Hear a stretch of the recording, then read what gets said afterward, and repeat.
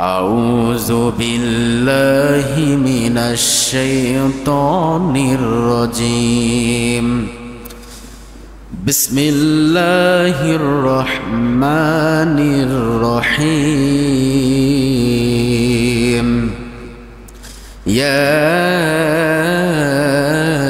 أيها الذين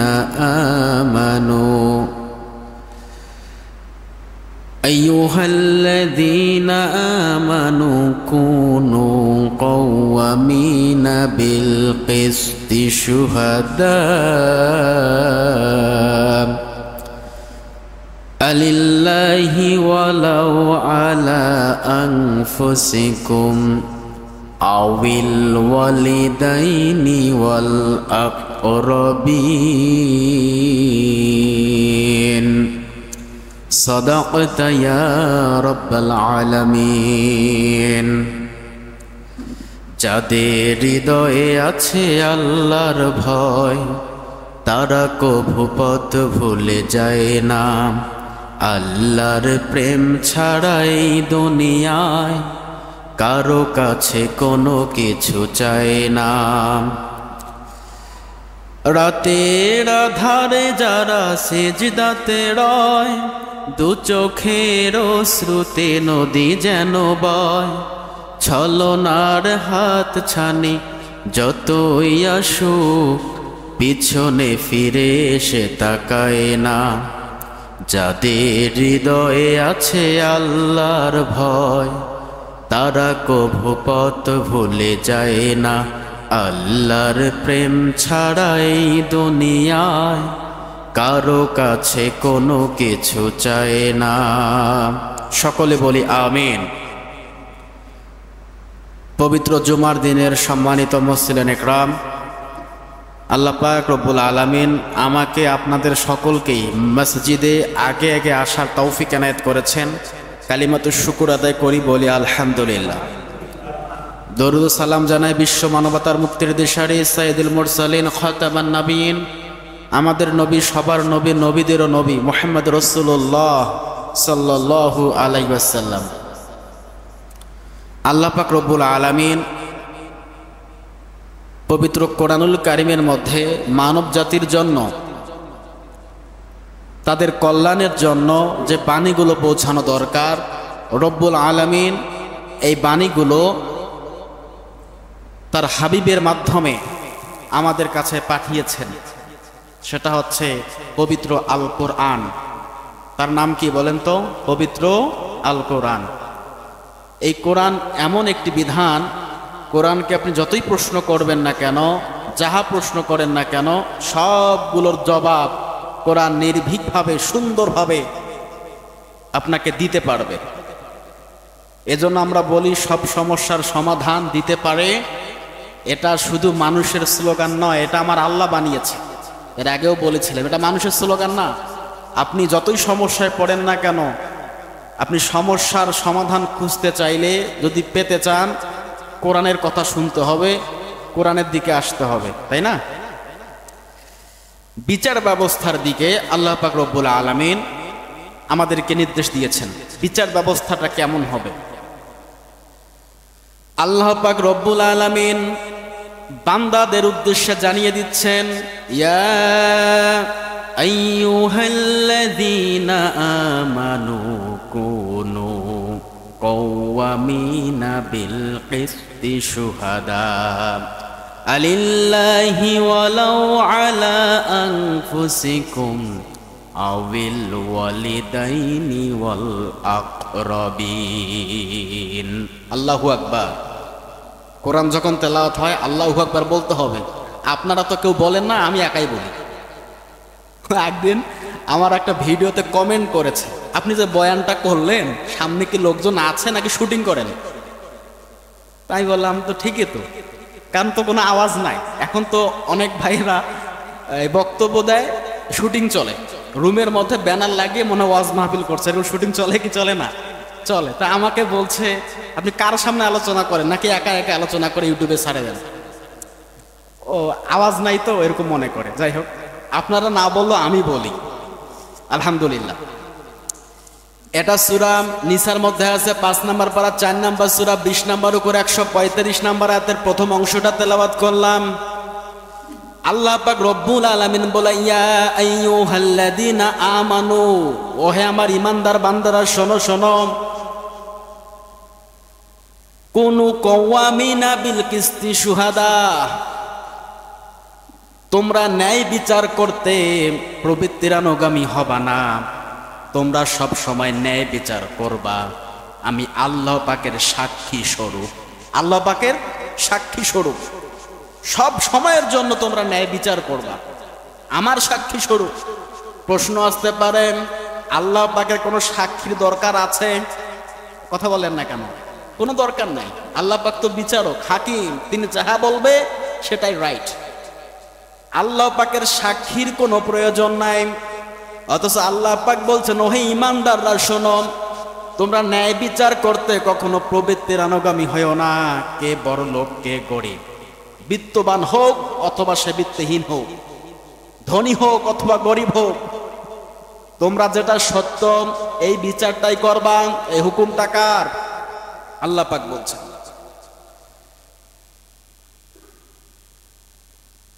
এরপরে আল্লাহ পাক বলছেন, যদি তোমাদের পিতা মাতার বিরুদ্ধে এটা যায়, আলিল্লাহি ওয়ালাউ আলা আনফুসিকুম আবিল ওয়ালিদাইনি ওয়াল আকরাবিন, এই যে ওয়ালিদাইন কথাটা এসেছে, আল্লাহ পাক স্পষ্ট ক্লিয়ার করে দিচ্ছেন, যদি তোমার মা এবং বাবারও বিরুদ্ধেও যায়, সত্য কথা বলতে, ন্যায় বিচার করতে কখনো প্রবৃত্তির অনুগামী হবা না। এ হুকুম কার? আল্লাহ পাক বলছেন। এমনটা হয় না যে সত্যি কথা বললে আমার মা বাবার বিরুদ্ধে চলে যায়? আমার মা বাবা একটা অন্যায় করেছে আর আমি সেটা মুখ বুজে সহ্য করে আছি, অথচ অমুক মানুষটা নির্দোষ, এখন আর মা বাবাকে কিছু বলা যাবে না। না, এটা ভুল। যে নির্দোষ তাকে নির্দোষ বলতে হবে, যে সত্য তাকে সত্য বলতে হবে। সূরা নিসার 135 নম্বর আয়াতের তাফসীর খুলে দেখলাম, ইবনে কাসির রাহমাতুল্লাহ আলাইহি তার তাফসীর গ্রন্থে এই তাফসীরের মধ্যে শেষের পর্যায়ে গিয়ে তিনি লিখেছেন, সত্য সাক্ষ্যদাতা হচ্ছে ওটাই যাদেরকে জিজ্ঞাসা করার আগে এই সত্য ঘটনা বলে দেয়, এরাই হচ্ছে ন্যায় বিচারক। কারা ন্যায় বিচারক? জিজ্ঞাসা করার আগে সত্য ঘটনা বলে দেয়, সত্য সাক্ষী তারা দিয়ে দেয়। এটা ন্যায় বিচার করার একটা, যাদের অভ্যাস আছে ন্যায় বিচার করার, এটা একটা প্রধান বৈশিষ্ট্য। ইবনে কাসির তার তাফসীরের মধ্যে এটা বর্ণনা করেছেন। আল্লাহ পাক বলছেন, যদি তোমাদের পিতা মাতার বিরুদ্ধে যায়, আত্মীয় স্বজন, বন্ধু বান্ধব যাহা আছে, কে গরিব কে ধনী দেখার দরকার নেই, যেটা সত্য তোমাকে ওইটাই বলা লাগবে। হুকুম কার? আল্লাহ পাক বলছেন। তো এখান থেকে আমাদের শিক্ষা আছে না নাই? অবশ্যই আছে। মা যদি ভুল করে মাকে বুঝিয়ে বলতে হবে, স্ত্রী যদি ভুল করে স্ত্রীকে বলতে হবে, বুঝাতে হবে, বেয়াদবি করা যাবে না। ন্যায় বিচার সম্পর্কে আপনারা অনেকেই জানেন, ন্যায় বিচার আমাদের দেশে বর্তমানে নাই, নেই বললেই চলে। খুন হচ্ছে, মানুষ গুম হচ্ছে, বিনা কারণে অন্যায় হচ্ছে, অপরাধ হচ্ছে, চুরি হচ্ছে, ডাকাতি হচ্ছে, মানুষ বিনা কারণে মাইর খাচ্ছে। বিচার আছে? আপনারা বলতে পারবেন না যে বিচার হচ্ছে। হ্যাঁ, কয়েকটা হয় মাঝে মাঝে, সঠিক বিচার হয়, কিন্তু অনেক মানুষ খুন হয়ে যাচ্ছে, গুম হয়ে যাচ্ছে, কোনো বিচার পাচ্ছি না আমরা। এই ন্যায় বিচার করার তৌফিক আল্লাহ পাক আমাদের সকলকে দান করুক, সকলে বলে আমিন। শুধু মনে করবেন না ন্যায় বিচার রাষ্ট্র থেকে কায়েম হবে, এটা না। আপনি একজন দায়িত্বশীল, প্রতিটা মানুষ দায়িত্বশীল, আপনি আমি দায়িত্বশীল। আপনি যে দায়িত্বে আছেন ওই দায়িত্বে থেকে আপনাকে ন্যায় বিচার করতে হবে, ঠিক কি না? ন্যায় বিচার করতে হবে। ন্যায় বিচারের দৃষ্টান্ত আল্লাহ পাক রব্বুল আলামিন কোরআনুল কারীমের মধ্যে সূরাতুন নিসার 135 নম্বর আয়াতটা ডাইরেক্ট বলে দিয়েছেন। আরো ব্যাখ্যা লাগে? বলেন তো। ডাইরেক্ট বলছেন, আত্মীয় স্বজন, পিতা মাতা, এমনকি তোমার মা বাবার বিরুদ্ধে গেলেও ন্যায় বিচার করতে কখনো প্রবৃত্তির অনুগামী হয়ে না রে গোলাম। সব সময় সত্য কথা বলো, ন্যায়ের পক্ষে থাকো। কে তোমার পক্ষে যাবে আর কে তোমার বিপক্ষে আসবে এটা দেখার দরকার নাই। ওমরের জামানায়, যদিও সনদ একটু দুর্বল, জয়ীফ, তারপরও শিক্ষার জন্য বলছি, ওমর রাদিয়াল্লাহু তাআলা আনহু যখন খলিফা মদিনা শাসন করছেন, হযরত ওমর দুজন যুবক একটা বালককে, একটা মানুষকে, একটা যুবককে টেনে হিঁচড়ে ওমরের দরবারে নিয়ে এসেছে। হযরত ওমরকে বলছে, খলিফা আমিরুল মুমিনিন, এই যুবক আমাদের পিতাকে হত্যা করেছে। দুই ভাই একটা যুবককে টেনে হিঁচড়ে নিয়ে এসেছে, বিচার দিচ্ছে ওমরের কাছে। আমাদের পিতাকে হত্যা করেছে, আমরা এর বিচার চাই। রাসূল ইহুদি, ইসলাম ধর্ম গ্রহণ করে নাই, ইহুদি। আর যিনি হত্যা করেছে সে ছিল মুসলিম যুবক, মুসলমান। হযরত ওমর রাদিয়াল্লাহু তাআলা আনহু জিজ্ঞেস করলেন, হ্যাঁ যুবক, তুমি কি সত্যি তাদের পিতাকে হত্যা করেছো? বলে, হ্যাঁ করেছি। আমিরুল মুমিনিন, হত্যা করেছি, কিন্তু এটা অনাকাঙ্ক্ষিতভাবে হয়ে গেছে, আমি ইচ্ছাকৃতভাবে করি নাই। আমি ক্লান্ত শ্রান্ত মানুষ, আমার উটটা ছেড়েও দেয় নাই, খেজুর গাছের নিচের মধ্যে একটু বিশ্রাম নিচ্ছিলাম, ঘুমিয়ে পড়েছি, টের পাই নাই। আমার উটটা ওদের বাগানে গিয়ে বাগানের ক্ষতি করে ফেলেছে। আর ওনাদের পিতা আমার উটটাকে একটা পাথর আঘাত করেছে। এই পাথর আঘাতের ফলে আমার উটটার চোখের মধ্যে আঘাত পেয়েছে, বিভিন্ন জায়গায় আঘাত পেয়ে আমার উটটা ওখানেই ইন্তেকাল করেছে, মানে মরে গেছে। আমার ভীষণ রাগ হয়, আমি তাকে একটা ধাক্কা দিলাম বা একটা ঘুষি মারলাম অথবা একটা পাথর নিক্ষেপ করলাম তার দিকে, আর সেটা তার মাথার মধ্যে আঘাত লাগে, অনাকাঙ্ক্ষিতভাবে সে ইন্তেকাল করে। ওইখানে কেউ ছিল না, আমি সেখানে ছিলাম। আমিরুল মুমিনিন, আমি তাকে আঘাত করেছি, নিহত করার জন্য আঘাত করি নাই, মারার জন্য আঘাত করি নাই। এটা একটা অ্যাক্সিডেন্ট, এটা হয়ে গেছে, আমি ইচ্ছাকৃতভাবে করি নাই। এখন এই দুই ভাই বলছে, আমিরুল মুমিনিন, আপনি তো খলিফা, আপনি ন্যায় বিচার করতে পারেন, আমরা জানি আপনি ন্যায় বিচার করবেন, হত্যার বদলে হত্যা। আমাদের পিতাকে এই যুবক হত্যা করেছে, ওর উট হত্যা করেছে, উট না হয় ফেরত দেওয়া যেত, কিন্তু আমাদের বাবাকে কেন হত্যা করলো, বিচার লাগবে। আমিরুল মুমিনিন বলছে, যুবক, তোমার উট হারিয়ে গেছে, তোমার উটকে হত্যা করেছে, তুমি হয়তো একটা উট আবার ফেরত নিতে পারতা, কিন্তু মানুষ হত্যা করলা কেন? অনাকাঙ্ক্ষিত ভাবে করেছি, এখন বিচার করা লাগবে। হত্যা করেছে, এখন হত্যা করা লাগবে, যুবককে হত্যা করা হবে। কোরআনুল কারীমের মধ্যে কিসাস সম্পর্কে ব্যাখ্যা আছে। হত্যার বদলে হত্যা, নারীর বদলে নারী, দাসীর বদলে দাসী। যেটা একজন মানুষ অপর মানুষের জোর করে বা ক্ষতি করেছে, সেটা বদলা নিতে হবে। আল্লাহ পাক বলছেন, তবে বাড়াবাড়ি করা যাবে না, সীমা লঙ্ঘন করা যাবে না। আমার পিতাকে সে বিনা কারণে হত্যা করেছে, আমিও তাকে হত্যা করব, এটাই নিয়ম। ইসলাম সব বিষয় আমাদেরকে শিক্ষা দেয়। এবার যুবক বলছে, আমিরুল মুমিনিন, আমি জানি অনাকাঙ্ক্ষিতভাবে আমি হত্যা করেছি, ইসলামের বিধান অনুযায়ী আমাকেও হত্যা আপনারা করবেন, আমাকে হত্যার রায় আপনি দিবেন, আমি জানি। কিন্তু আমিরুল মুমিনিন, আপনার কাছে আমি 2-1 দিনের সময় চাই, 3 দিনের সময় চাচ্ছি। এই 3 দিন সময় যদি আপনি আমাকে দেন, আমার পরিবারের মধ্যে কিছু ঋণ আছে, আমার ছোট ভাইয়ের কিছু সম্পদ আমার বাবা আমাকে দিয়ে গিয়েছে, আর ওই সম্পদটা আমি লুকায়িত রেখেছি, এমন জায়গায় গোপন করে রেখেছি, আমি ছাড়া ওই সম্পদের খবর কেউ জানে না। আমিরুল মুমিনিন, 3 দিনের সময় দেন, এই 3 দিনের ভিতরে ঋণগুলো পরিশোধ করব, ছোট ভাইকে তার সম্পদগুলো ফিরিয়ে দেব, এরপরে আপনার দরবারে আসব, আপনি আমাকে মৃত্যুদণ্ড কার্যকর করিয়েন। হযরত ওমর বলে, যুবক, তোমাকে আমি চিনি না, জানি না, কোন আশায় কোন ভরসায় তোমাকে একা আমি পাঠিয়ে দেই, তুমি যদি ফেরত না আসো। এখানে মদিনার মধ্যে একজন জামিনদার নিয়ে আসো। মানুষজন জড়ো হয়ে গেছিল ওই সময়, একজন জামিনদার খুঁজে দাও, তুমি যদি না আসো তোমার বদলে তাকে ফাঁসির কাস্টে ঝোলানো হবে, তাকে হত্যা করা হবে। যদি এইরকম জামিনদার দিয়ে তুমি আমাদেরকে দিতে পারো, তাহলে তোমাকে আমি একা ছেড়ে দিতে পারি। যুবকটা সবার দিকে তাকিয়ে বলছে, কেউ একজন জামিনদার হন। 3 দিনের মধ্যে ফেরত আবার আমি আসব, এসে আমার মৃত্যুদণ্ড কার্যকর করবে হযরত ওমর। সবাই মাথা হেড করে আছে, কেউ আর দায়িত্ব নিতে চাচ্ছে না। ওই মজলিসের মধ্যে ছিল হযরত আবু যর গিফারি রাদিয়াল্লাহু তাআলা আনহু, আল্লাহর নবীর শ্রেষ্ঠ সাহাবী হযরত আবু যর গিফারি রাদিয়াল্লাহু তাআলা আনহু। আবু যর গিফারি ডাক দিয়ে বলছে, আমিরুল মুমিনিন, আমি জামিনদার হলাম, যদি যুবক ফিরে না আসে, যুবকের পরিবর্তে আমাকে মৃত্যুদণ্ড দান করবেন। মানুষ সকল অবাক হয়ে গেছে, কি দরকার ছিল এই যুবককে আমরা চিনি না জানি না, মৃত্যুর আসামি, এর দায়ভারটা নেওয়ার কি এমনটা দরকার ছিল? লোকটাকে ছেড়ে দেওয়া হলো। ছেড়ে দেওয়ার পরে জামিনদার হলো আবু যর গিফারি। 2 দিন যায়, 3 দিন অতিক্রম হয়ে গেল।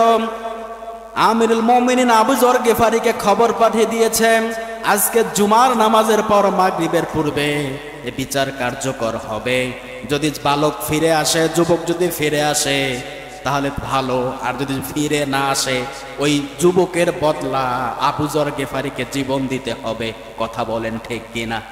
জীবন দিতে হবে। আসর গড়িয়ে যাচ্ছে, মানুষ সবাই মসজিদের মধ্যে, নববীর মধ্যে আশেপাশে জমায়েত হয়ে গেছে। আরে বিনা কারণে আজকে আল্লাহর নবীর বিখ্যাত সাহাবী আবু যর গিফারিকে ফাঁসির কাস্টে ঝোলা লাগবে। নির্মম একটা দৃশ্য, মানুষ মেনে নিতেই পারছে না। এমন কি হযরতে ওমর রাদিয়াল্লাহু তাআলা আনহু আমিরুল মুমিনিন চিন্তিত, এটা কেমন হয়ে গেল? আল্লাহর নবীর একজন বিখ্যাত সাহাবী, যদি ওই বালক, ওই যুবক যদি ফিরে না আসে, কিসাস করতে হবে, আমাকে একে মৃত্যুদণ্ড দেওয়া লাগবে। হযরত ওমর একদম বিচলিত হয়ে পড়লেন, ভেঙে পড়লেন। এটা কেমন কথা? কারণ আল্লাহ রাসূলের সাহাবীরা ছিল একনিষ্ঠভাবে মুমিন, ইমানদার। তারা তাদের মা বাবার বিরুদ্ধে যাক, রাষ্ট্রের বিরুদ্ধে যাক, যে বিরুদ্ধে যাক না কেন, ন্যায় বিচার করতে তারা কখনোই প্রবৃত্তিরানুগামী হয় নাই। আল্লাহ পাক রব্বুল আলামিন বলছেন, ইয়া আইয়ুহাল্লাযীনা আমানু কুতিবা আলাইকুমুল কিসাসু ফিল কতলা। আল্লাহু আকবার। আল্লাহ পাক রব্বুল আলামিন জানিয়ে দিচ্ছেন, সূরা বাকারার 2 নম্বর পারা 2 নম্বর সূরা 22 নম্বর উপরে 178 নম্বর আয়াতের প্রথম অংশে আছে, ওহে ঈমানদারগণ, ওহে মুমিনগণ, কুতিবা আলাইকুমুল কিসাসু ফিল কতলা, মৃত্যুর বদলে মৃত্যুদণ্ড কার্যকর করা লাগবে। এ হুকুম কার? যদি ওই যুবক ফিরে না আসে, আবু যরকে মৃত্যুদণ্ড দেওয়াই লাগবে। আর দিতে গেলেও বুকে ব্যথা পাচ্ছে হযরত ওমর, কারণ আল্লাহর নবীর একজন বিখ্যাত সাহাবী। কথা বলেন ঠিক কিনা? আসর গড়িয়ে যাচ্ছেন, সবাই বলা বলি করছে আর ফিরে আসবে না। কেউ বলছে না, ফিরে আসতেও পারে। হযরত আবু যর গিফারি এখন বিশ্বাস হারায় নাই।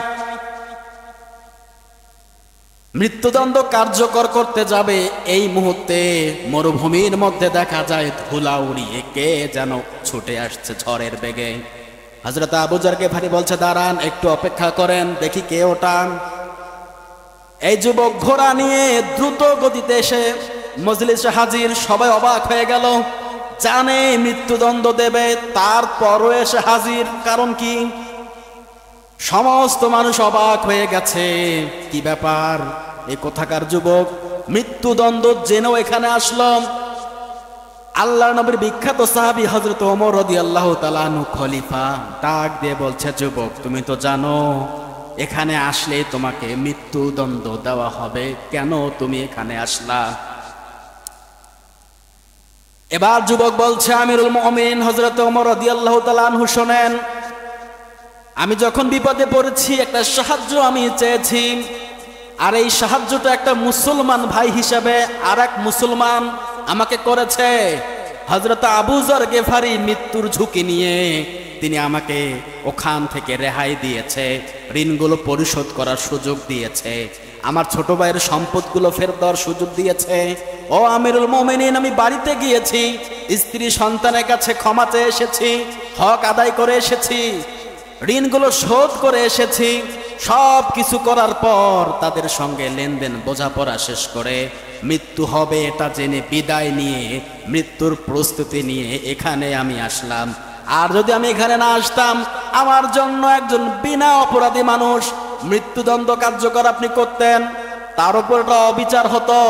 ও আমিরুল মুমিনিন, এই কারণে আমি মুসলমান হয়ে আর এক মুসলমানকে বিপদে ফেলতে পারি না, ওনাকে বাঁচানোর জন্যই আমি এখানে আসলাম বলি আল্লাহু আকবার। হযরত আমিরুল মুমিনিন ওমর রাদিয়াল্লাহু তাআলা আনহু বলছেন, ও আবু যার গেফারি, তুমি কেন এই দায়িত্বটা নিতে গেলেন? তুমি তো তাকে চেনেও না, জানো না কি বলে না? আমিরুল মুমিনিন, আমি তাকে কোনোদিন দেখি নাই, এর আগেও তার সাথে কোনোদিন কথাও বলি নাই, তার সঙ্গে কোনো লেনদেন বা কোনো সম্পর্ক আমার পূর্বে ছিল না, কিন্তু তার কথা, তার ব্যবহার, তার নম্রতা দেখে আমার ভীষণ মায়া হয়েছে। আমি বুঝে গেছি এই লোকটা অবশ্যই ভালো মানুষ, তার ভিতরে ভালো গুণের চিহ্ন আমি দেখেছি আমিরুল মুমিনিন। এই বিশ্বাসটা রেখে একজন মুমিনের দায়িত্ব আমি নিয়েছি। আর তাছাড়া যদি ওই সময় সমস্ত মানুষকে সে তার কাছে একজন সাহায্য চাইল অসহায় হয়ে, অনেকগুলো মুসলমান আশেপাশে ছিল, কেউ সাহায্য করে নাই, কিয়ামতের ময়দানে আল্লাহ পাকের দরবারে আমি কি জবাব দেব রে? আমি একজন মুসলমান সাহায্য চেয়েছে, আমি আবু যর গেফারি তাকে সাহায্য করতে পারি নাই, আল্লাহ পাক আমাকে আটক করে দেবে, এই ভয়ে তার জামিনদার আমি হয়েছি। আমিরুল মুমিনিন হতবাক হয়ে গেলেন, চিন্তিত হয়ে গেলেন, কারণ যাদের ভিতরে কোরআন আছে, যাদের ভিতরে রসুলের প্রেম আছে আর আল্লাহ পাকের ভয় আছে, তাদের দ্বারা কখনো অন্যায় কাজ সম্ভব না। কথা বলেন ঠিক কিনা? এই দুইজন ইহুদি যুবক তাকিয়ে ভ্যাল করে দেখছে, কি ব্যাপার, কি হচ্ছে সব। মৃত্যুর আসামি জেনেও আবার ছুটে আসলো, আর এই মুসলমান মৃত্যুর দায়ভার গ্রহণ করলো। এবার দুই ভাই চিৎকার করে বলছে, আমিরুল মুমিনিন, আর আমরা দেরি করতে চাচ্ছি না। যে ধর্মে, যে নীতিতে একজন মানুষের পক্ষে একজন মানুষ এভাবে মৃত্যুর ঝুঁকি নিয়ে দাঁড়ায়, আমাদের বাবার হত্যার বদলা আমরা নেব না, আমরা তাকে মাফ করে দিলাম বলে আল্লাহু আকবার। কাউকে আর ফাঁসি দেওয়া লাগবে না, মৃত্যুদণ্ড কার্যকর করা লাগবে না। দুই ভাই মিলে ওইখানে ইসলাম গ্রহণ করেছে। আল্লাহু আকবার। এই হলো ইসলামের সৌন্দর্য, এই হলো ইসলামের আসল সৌন্দর্য। অনেকেই বলে চুরি করলে হাত কেটে দেবেন, এই আইন আমরা মানি না। কি নিষ্ঠুর, কি নির্মমতা ইসলাম দিয়েছে না। আজকে একজন চুরি করেছে, বাইতুল মোকাররম মসজিদের গেটে গিয়ে সমস্ত মিডিয়াকে সামনে রেখে ওর হাতটা আপনি কেটে দেন, আপনিও দেখবেন, আমিও দেখবো, ওর হাজার লক্ষ মানুষ দেখবে। দেখার পরে আল্লাহ, ও চুরি করেছে, প্রমাণিত সে চুরি করেছে, এই জন্য তার হাত কেটে দিল। এবার বলেন তো, বাংলাদেশে প্রায় 17.5 কোটি মানুষ, যতগুলো মানুষ ওই নিউজটা দেখবে, ও কি আর চুরি করার সাহস পাবে? চিন্তা করবেন একবার, যে সর্বনাশ, চুরি করলে যদি ধরা পড়ি হাত কাটা যাবে, এই ভয়ে কেউ চুরি ছেড়ে দেবে? কথা বলেন ঠিক কিনা? ইসলাম এর জন্য বলেছে কিসাস করা লাগবে, কিসাসু ফিল কতলা। যদি তোমাকে কেউ অন্যায়ভাবে মৃত্যুদণ্ড দেয়, অন্যায়ভাবে আহত করে, হত্যা করে, তুমিও তাদেরকে হত্যা করো। বিনা কারণে কাউকে হত্যা করা যাবে? অথচ বাংলাদেশে সমানই চলছে হত্যা। গত 1 মাসের জরিপে কমপক্ষে আমি 10টা হত্যার মামলা পেয়েছি, মানে দেখেছি, বিচার হয় না।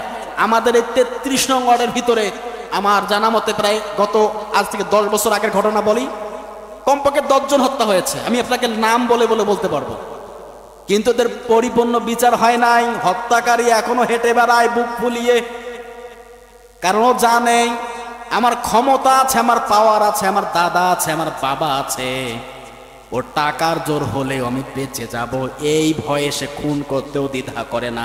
কথা বলেন ঠিক কিনা? মানুষ যতদিকে যাক না কেন, যেখানে যান না কেন, আল্লাহ পাক গ্যারান্টি দিয়ে বলছেন, আলা বিযিকরিল্লাহি তাতমাইন্নুল কুলুব। আল্লাহু আকবার। ও ওহে বান্দারা, যেদিকে যাও না কেন শান্তি পাবা না। আলা বিযিকরিল্লাহ, আমার আদেশ মেনে নাও, আমার কোরআন মেনে নাও, কোরআনের বিধান মেনে নাও, কোরআনকে জীবনের সংবিধান হিসেবে মেনে নাও, তাহলে আমি রব্বুল আলামিন তোমাদেরকে শান্তি দান করব। আল্লাহু আকবার। আলা বিযিকরিল্লাহ, এখানে জিকির অর্থ বিধান। তাতমাইন্নুল কুলুব, যে অন্তরের মধ্যে রবের বিধান মেনে চলার নীতি অবলম্বন করে চলে, ওই অন্তরটাকে আমার আল্লাহ পাক রব্বুল আলামিন শান্তিতে পরিণত করে দেয়। কথা বলেন ঠিক কিনা? নামাজের মধ্যে মজা আছে না নাই? যারা নামাজ আদায় করে দেখবেন ওর কাজ কাম হয়ে যাচ্ছে, শরীর ছটফট করবে, কোন দিকে যায় কোন দিকে না যায়, তার মানে আজান হয়েছে, নামাজ পড়া লাগবে। আর অনেক মানুষ দিনে 5 বার আজান শুনছে, নামাজ হলো কি হলো না ওর খেয়ালই নেই। এমনও মানুষ আছে আমি দেখেছি, ঈদের নামাজটাও পড়তে যায় না। আপনার এলাকায় নেই, আমার এলাকায় আছে। আছে, ঈদের নামাজও পড়তে যায় না। আমি আপনাকে ছোট করে বলছি না ভাই, ছোট করছি না, আমি কাউকে কটাক্ষ করে কাউকে ছোট করে আমি কথা বলতে চাই না কখনো। মাঝে মাঝে উদাহরণ আসে বলতে হয়। আমি জানি আপনারা কষ্ট পান, অনেক সময় আপনাদের বিরুদ্ধে চলে যায়। আল্লাহর কসম, আমি কথা বলি রবকে সন্তুষ্ট করার জন্য, আল্লাহ পাকের হুকুম মানার জন্য আমি কথাগুলো বলি। আপনাকে কষ্ট দেওয়ার বিন্দু মাত্র ইচ্ছা আমার নাই। আপনাকে কটাক্ষ করা, আপনাকে ছোট করা, আপনাকে অপমানিত করার এতটুকু ইচ্ছা আমার নাই। আল্লাহর কসম করে বলছেন। এবার তো বিশ্বাস করেন নাকি? বিশ্বাস করেন তো আপনারা? আমার ভিতরে এসব কিছু নাই, শুধু বোঝানোর কথা।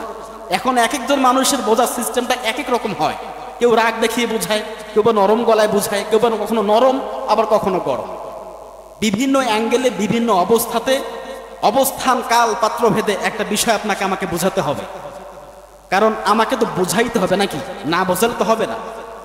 সম্মানিত হাজিরিন, আল্লাহ পাক রব্বুল আলামিন সূরাতুন নিসার মধ্যে যে আয়াতটা নাজিল করেছেন, ন্যায় বিচার করতে কখনো প্রবৃত্তির অনুগামী হবা না, বাবার বিরুদ্ধে গেলেও বলা লাগবে। কথা বলেন ঠিক কিনা? বিশেষ করে সব থেকে অবিচার চলে আমাদের সমাজে, সব থেকে অবিচার চলে পরিবারে। রাষ্ট্রের কথা বাদ দেন পরে। আপনি একজন দায়িত্বশীল বাবা হিসাবে, সন্তান হিসাবে আপনার পরিবারের মধ্যে আপনি ন্যায় বিচার প্রতিষ্ঠিত করতে পেরেছেন কি পারেন নাই, এটা আপনাকে চিন্তা করা লাগবে।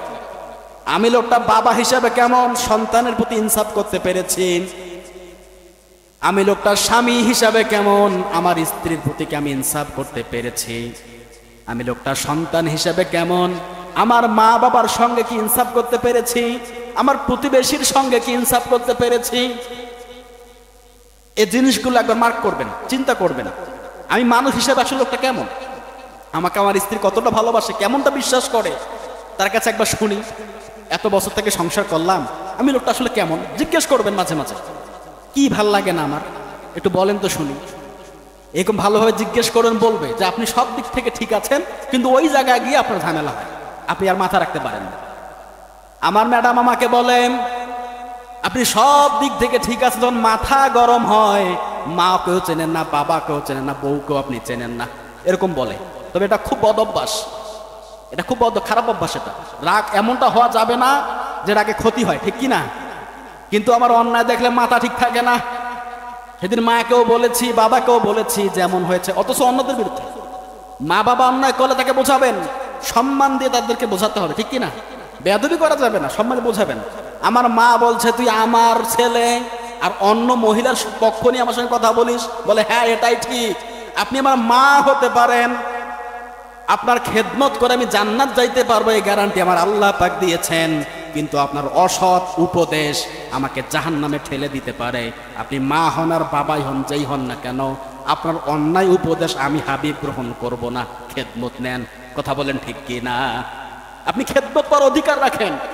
আপনি মা হয়েছেন তো কি হয়েছে, আপনাকে তো আমি সঠিকভাবে বোঝালাম, আপনি তারপরে কেন বুঝবেন না? এজন্য আপনাকে এটা মার্ক করতে হবে, আমি লোকটা পরিবারের একজন গার্ডিয়ান হিসেবে কেমন, কি দায়িত্ব পালন করলাম আমি। আল্লাহ পাক রব্বুল আলামিন সূরাতুল নিসার 135 নম্বর আয়াতের আমল করার তৌফিক এনায়েত করুক, সকলে বলে আমিন। এ আমাদের ন্যায় বিচার করার দরকার আছে না নাই? সমাজে, রাষ্ট্রে, যেখানেই যান সব সময় ন্যায় বিচার করবেন, অন্যের পক্ষ কখনোই নেবেন না। কারণ যারা অন্যায় করে, জুলুম করে, আল্লাহ পাক রব্বুল আলামিন বলছেন তাদের বিরুদ্ধে আমি আল্লাহ পাকের মামলা। এরা জুলুম কেন করছে? জুলুম করার ব্যাপারে আল্লাহ পাক আয়াত নাযিল করেছেন কি করেন নাই? সূরাতুল শুরার 25 নম্বর আয়াতে আল্লাহ পাক বলছেন, যারা জুলুম করো শোনো। এখন জুলুম মানে কোন জুলুম? জুলুমের ভাগ আছে, সেক্টর আছে। তো একটা লোক অন্যায় করে নাই, আপনি তার উপর জোর করে চাপিয়ে দিচ্ছেন। এখন লোকটা কিছু বলতেও পারে না, কারণ ক্ষমতা নেই, তো টাকা নেই, পাওয়ার নেই, জায়গা জমি নেই। এরকম অসহায় লোক আছে না? নাই, অনেক আছে। এনাদের উপর জুলুম কখনো করবেন না, বিশেষ করে যারা আপনার নিম্নের শ্রেণীর মানুষ, যারা আপনার থেকে একটু নিম্ন শ্রেণীর, বা যেখানে হোক, বাজারে বন্দর যেখানে যান, মানুষের সঙ্গে ভালো আচরণ করেন, ভালো ব্যবহার করেন। একদম রিক্সাওয়ালা ভাইকে আপনার সঙ্গে ভাড়া ঠিক হয়েছে 50 টাকা, এখন আপনি 50 টাকাতে তাকে দিবেন, ঠিক কিনা বলেন? দিবেন না? 50 টাকা ঠিক আছে বাবা, 50 টাকা রাখেন। যদি ওখানে 5 টাকা বেশি দেন, ও কিন্তু অনেক খুশি হয়ে যাবে। কথা বলেন ঠিক কিনা? অনেক খুশি হয়ে যায়। মাঝে মাঝে এরকম করি। দেখেন, এটা আমার ক্রেডিট নেওয়ার জন্য বলছি না। লিমা তাকুলুনা মা লা তাফালুন, আল্লাহ পাক বলছেন তোমরা নিজে যাহা আমল করো না, অন্যকে সেই আমলের কথা বলিও না। আল্লাহ পাক ভীষণ রাগান্বিত হয় এসব মানুষের উপরে। এরকম হয়, একটু 10 টাকা বেশি ধরে দিবেন, সালাম দিবেন, বাবা দোয়া করবেন, দোয়া করে হাসি মুখে সুন্দর করে গাড়িটা ঘুরে চলে গেল। আহা, কত শান্তি! লোকটাকে আমি চিনিও না, জানি না, কিন্তু দোয়া করে দিল। এই দোয়া কি আপনি যেমন তেমন ভাবে পাবেন? পাবেন? দোয়া কি টাকা দিয়ে কিনতে পাওয়া যায়? পাওয়া যায় না। সম্মানিত হাজিরিন, সব জায়গায় ভালো ব্যবহার দেখান। আল্লাহ রাসূল সাল্লাল্লাহু আলাইহি ওয়াসাল্লাম বলছেন, সব থেকে মানুষকে জান্নাতে নেবে একটা আমল। মনে আছে আপনাদের? মনে আছে? আল্লাহ রাসূল বলছেন, সব থেকে মানুষকে একটা আমল নেবে, সব থেকে বেশি জান্নাতের দিকে তাকে টেনে নেবে। সাহাবীরা প্রশ্ন করলেন, ইয়া রাসূলুল্লাহ, সব থেকে বড় আমল তাহলে নামাজ? বলে না। রোজা না, হজ না, দান সদকা না, কিছুই না।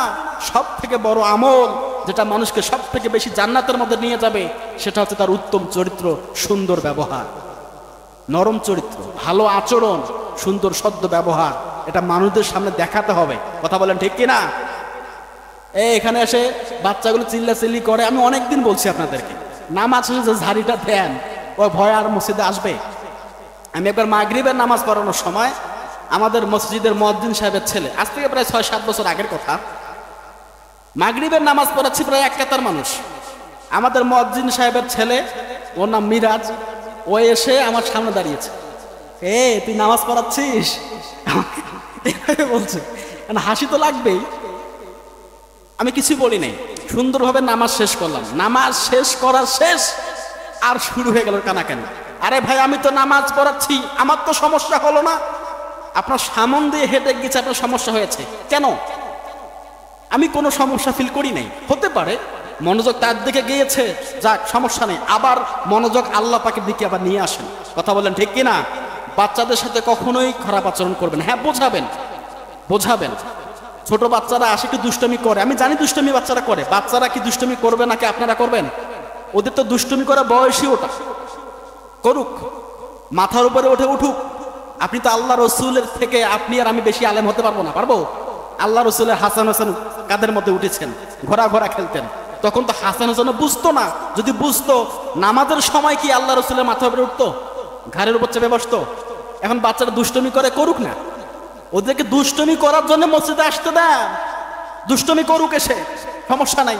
আপনার নামাজে ডিস্টার্ব করুক, আসতে দেন। ধীরে ধীরে নামাজের দিক তারা ধীরে ধীরে আরো এগিয়ে আসছে, মসজিদমুখী তারা হবে।